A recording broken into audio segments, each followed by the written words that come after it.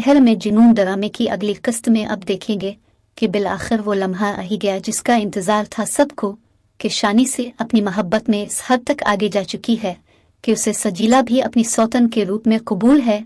जबकि शानजे इस खुशी के साथ शानी को मनाने उसके ऑफिस जा रही थी। शानी नाश्ता करके नहीं गया, आंटी की डांट सुनकर नाराज हो रहा था।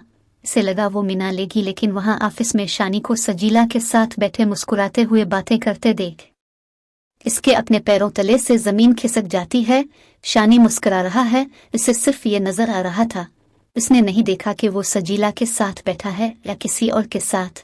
वो बस मुस्कुरा रहा था और उसकी मुस्कुराहट के लिए शानजे ने क्या कुछ नहीं किया। शानी सजीला को अपने ऑफिस में देखकर हैरान हैकर कहता है, तुम बताकर नहीं आई ममानी को? जिस पर सजीला कहती है, बताकर आती तो बाहर से ताला लगवा देती हो। शानी मजीद हैरान होता है, तो गोया तुम झूठ बोल कर आई हो उनसे?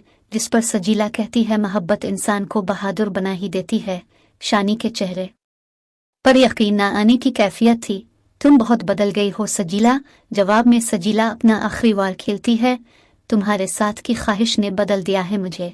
यहाँ पर शानी की मुस्कुराहट ऐसे है जैसे सच में इसे सजीला की मोहब्बत मिल गई हो। शानजे ये सब देखकर वहीं से पलट चुकी थी। घर आकर रोती है तो शानी की माँ उसके पास आती है, बेटा तुम इतनी जल्दी कैसे आ गई? क्या शानी ने फिर कुछ कहा है? जिस पर शानजे कहती है, एक बात मानेगी आंटी, शानी का सिक सजीला के साथ जीने में है। वो सजीला के बगैर नामुकम्मल है। उन्हें उनकी हंसी, उनकी खुशी, उनकी जिंदगी में लिटा दे। ये सब कुछ सुनकर शानी की माँ को हैरत ज़दा रह जाती है और रोना भी आता है कि जिस मोहब्बत को वो यहाँ वहाँ तलाश कर रहा है वो इसके पास है। ऐसी मोहब्बत तो ना देखी ना सुनी, जो अपने शौहर की खुशी के लिए अपनी सौतन को बर्दाश्त करने को तैयार है। वो नादिया को बिलौती हैं और उसे कहती हैं कि शानजे को शानी और सजीला के बारे में सब पता चल गया। नादिया भी हैरान होते हुए पूछती है, क्या कह रही हैं उम्मी? अब से किस कहा है? जिस पर वो कहती है, मैं नहीं जानती किसने बताया उन्हें, लेकिन वो मुझसे कह रही थी कि आंटी शानी सजीला के साथ बहुत खुश रहता है। जिस पर नादिया कहती है, इसका मतलब कि शानी ने खुद अपनी करतूत शानजे को बता दिए हैं, अपने और सजीला के बारे में सब बता दिया। वैसे मुझे शानी से ये उम्मीद नहीं थी कि वो कैसे कर सकता है शानजे के साथ। मुझे बहुत दुख हो रहा है शानजे के बारे में सोचकर। कितना कुछ किया उसने हमारे लिए और हम उसे इसकी मोहब्बत नहीं दिलवा सके। मैं जानती हूँ उम्मी के क्यों शादी करना चाहती है शानी से, क्यों पीछे पड़ी है। आज ये सब कुछ शानी के पास न हो तो वो कभी पलट कर भी इसे ना देखती।